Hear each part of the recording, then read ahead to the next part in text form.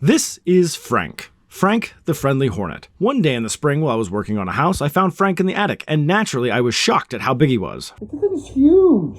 Frank was so big because he happened to be a European hornet, which is the only true hornet in the United States. I decided to catch Frank in a glass. He couldn't seem to fly, and I wanted to ask him if there was anything I could do to help.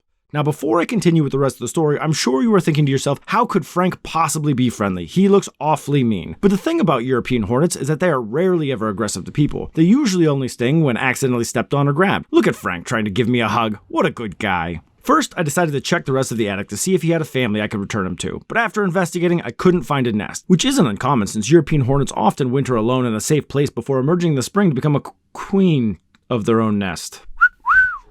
This is Francine the friendly hornet. After talking to Francine, I learned that she had gotten confused after waking up from hibernation and went into the house instead of flying off to start building her new home and family. She was quite happy that I was helping her out and asked if I had anything that she could eat. She was feeling very tired from being stuck in the attic, so I asked, "What would you like to eat, Francine?" And to my surprise, Francine liked to eat all of the bugs that I didn't like being around, like yellow jackets, flies, and grasshoppers, but I didn't have any of those. Luckily, Francine also liked fruit, and I had an apple core left over from lunch. Francine was very grateful, eating to her fill, and after her meal, Francine was feeling much better, so it was time to take her outside and say her goodbyes. Francine was a good friend, but she had a new family to start, and so she flew off into the sunset as I waved farewell. And that is the story of Francine the friendly hornet.